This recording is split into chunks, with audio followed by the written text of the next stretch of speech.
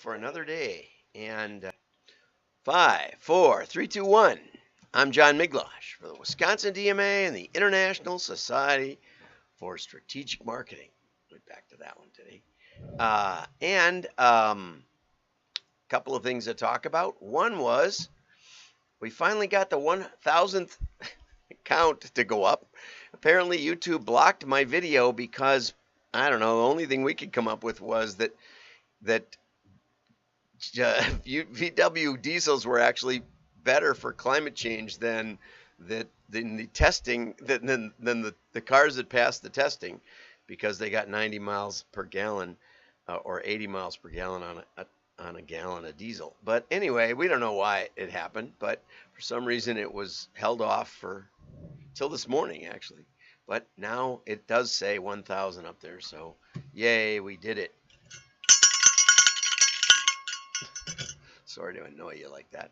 The second thing is next Thursday, not tomorrow, but a week from tomorrow, we're having our monthly WDMA spring meetup. We've got a little April showers on there, and we got some flowers. So get over to WDMA, or, and this is important, look for the email that went out yesterday afternoon. And the great thing about the email is, unlike every other webinar I attend, all you have to do is click on it, and it lets us know that you're coming. So you don't have to do any filling in the blanks or any of that other baloney when you go to a webinar or a meetup year after year, week after week. You just click the button and you're all set. And that is it's awesome from the Style Consultant. So let's get over to the news. And right off the bat, we're going to loop around to something we talked about yesterday. Okay, let's see how it goes. What is a man? Is a man brave? Men account for 93% of workplace deaths. Men account for 97% of war fatalities. Is a man a protector? 79% of all homicide victims. Is a man half vulnerable? Of fathers without visitation rights still financially support their children. Is a man disposable? 80% of all suicide victims. Is a man 75 of single homeless people are men. Is a man trying? We keep trying, don't we? We see the good in men.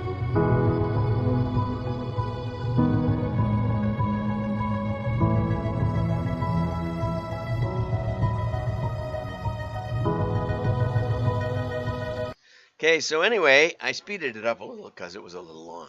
That was a response to the Gillette Men of the Future, which basically we touched on yesterday because of Ritson or something, where Gillette decided to dox us all or something, call us out on what a terrible job we do. But I don't know if Eggard's, they're privately held, so I don't know if their sales went up or not after that. But Ask Dabich did a piece on them when they came out with it, and she agreed she asked back in 2019, is advertising to men while being anti-men in general a wise strategy? And she agreed that seemed a little odd. Oops, let me turn on the PDFs. What about watches? Are we trying to sell watches? And maybe we're just selling opinions at this point. You line up with the watch company that you like best. It's not all puppies and sunshine, though, for men, as the ad points out. And so I was trying to get to the bottom of this. I ran across this article from Jason Psaki, I think it is. It's hard to read. LinkedIn, whenever something is clickable, they reverse it. And, these things just PDF in a horrible way. LinkedIn, that's a note to you. But the question was, what can modern marketers learn from the Gillette business model? And I thought it was maybe going to be about the it was maybe going to be about the commercial in 2019 that took out sales. I had read that sales in the grooming division went down as much as $8 or $9 billion. But no, he was actually talking about going to try to buy a blade, and there were razors with 3 blades, now 5 blades. I noticed Gillette came out with a product that exfoliates while it shaves. And I also found out that in 1972 or something, they had the now I can't remember it. The one you spin it around to get a new blade. It has basically a ribbon of blades. I remember I used that for a while. And then the Track 2 came out in about 75 or something, which I've been stuck on ever since, because when they started letting it tip on its own to follow the contours of my face, I lost control and decided I like to be in full control of a razor blade, which I think is appropriate. Anyway, so I have a lifetime supply now of Track 2, but 750 million men use Gillette razors every day. And the idea is that King Gillette, that's the founder of Gillette razor blades and razors, is that he came up with, in 1900, you get a shave with a razor, a permanent blade, and a strop. You sharpen it and apparently get it very sharp. But then Gillette came up with the disposable blade and the safety razor. And the idea was to sell as many razors, give as good a deal as you could. And when the Track 2 came out, I do remember getting a free pack of the razor and the blades in the mail to try. And I stuck with it, so it obviously worked. It was a mail order campaign of sampling. But the idea was to sell as many razors as possible in order to generate an increasing stream of recurring revenue from the blade. Okay? And of course, we see that with, I suppose, an Amazon Prime campaign or a Netflix subscription.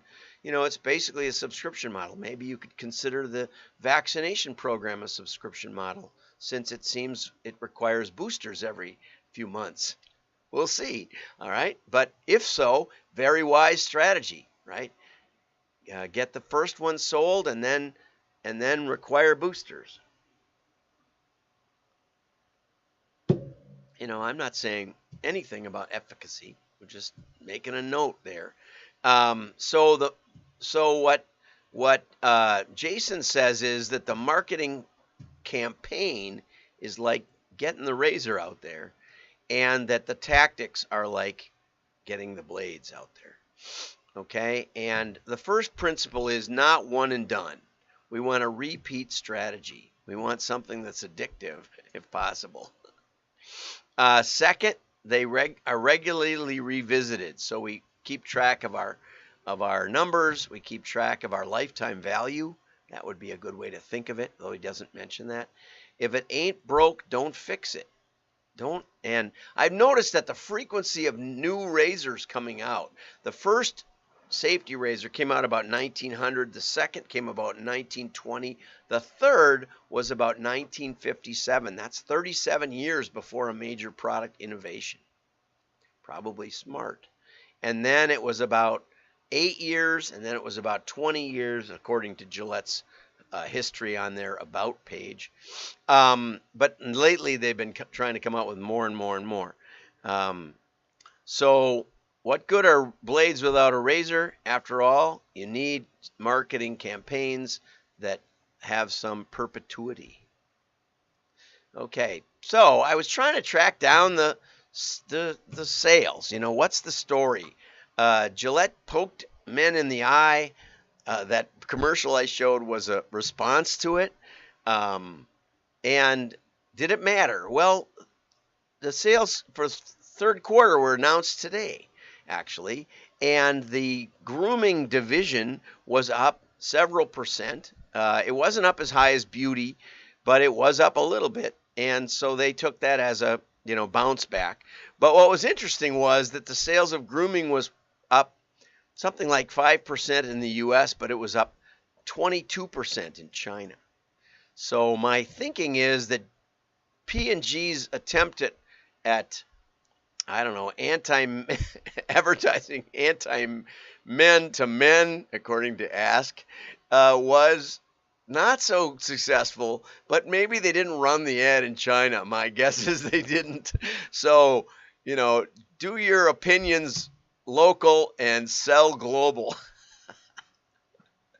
to parody a well-known social action phrase. P&G also scaled back targeted Facebook ads, and was really a much more interesting article than I expected. They basically said we targeted too much and went too narrow. So they were trying to, as an example, they did Febreze to pet owners, okay? And sales didn't go anywhere. So then they shifted its focus to just anyone over 18. There's targeting for you, and got the sales went up. So don't think you need to be so targeted. Which brings us to the next article. I've been wanting to get to this, Todd Wasserman, because we mentioned hyper personalization, I think last Friday, and I said, well, what is now hyper personalization? So Todd mentions that Amazon is showing products on there when you log in, and DNA tests, DVDs of The Godfather, and scented candles. He says, my daughter must have bought something on my account. Or they just thought you were, after The Godfather, a scented candle person. Who knows, right? But while he likes the idea of personalization, suggestions for you, although Amazon for years just said people who bought this also bought on the item pages. And I love the humility in that. They didn't say that they could suggest things. But he says suggestions would be helpful, but only if I'm in the right mood, which is the big problem with personalization, as Procter & Gamble found out. When you decide to say to people, when you decide that only certain people are your market, and you're only going to target them immediately when they're doing a search, and they may have already bought it anyway, right? Or or maybe they weren't shopping for it in the first place. Maybe they were like me, given an assignment by my spouse, and I'm never going to buy it. Send her back the results or something. When you narrow your focus too tightly, you will lose sales. Now, that may be efficient, may not. I remember a Land's End, it's in my book, a time when Land's End decided that since they were so good at segmenting, they could cut back their circ 20%. Actually, they cut back their circ 19%, and sales went down 20%, which means they would have been better off with a random sub-select. But, in general, they've got good products. This is the Land's End turtleneck. It's not a fleece, though.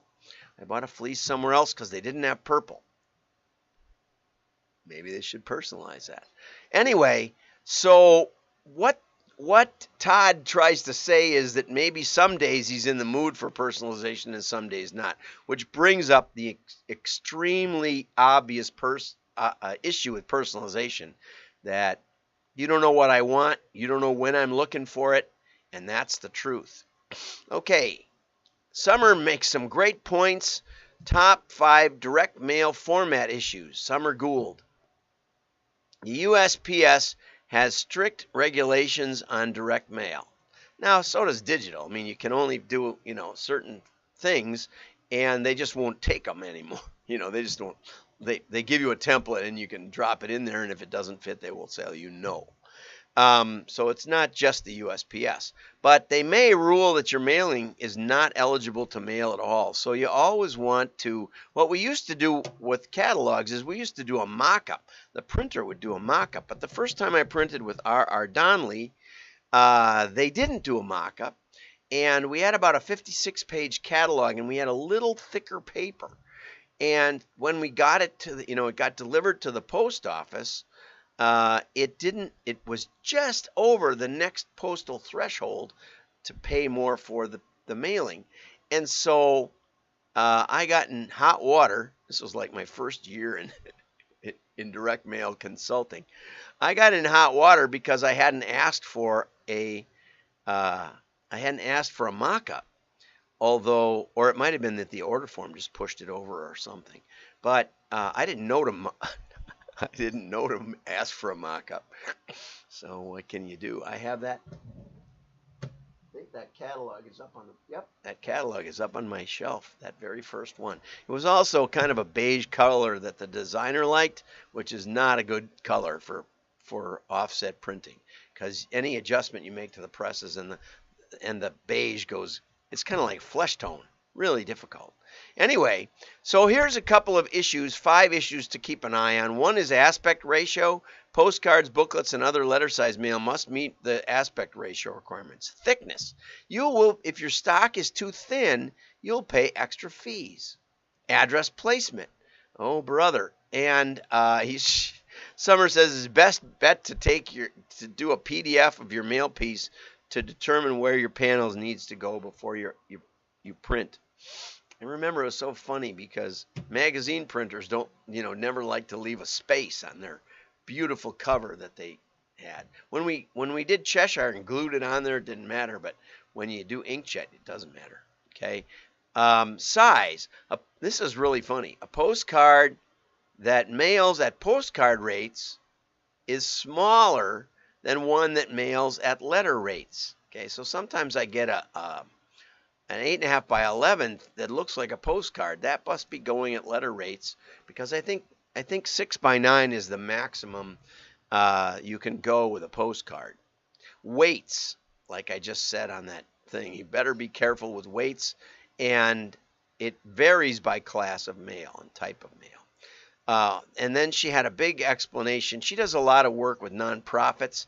And so she said, you got to be careful on your raffle tickets. If you mail somebody a raffle ticket and ask for a donation, you have to make it clear that no donation is required to enter, and some other stuff. So it's worth reading this. Thank you always from Summer. Have your mail service provider evaluate your design before you print.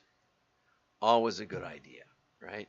Have somebody looking at it. I've had not my own clients, but a friend once delivered, I don't know how many it would have been, hundreds of thousands of catalogs to USPS with a zip code but no street address.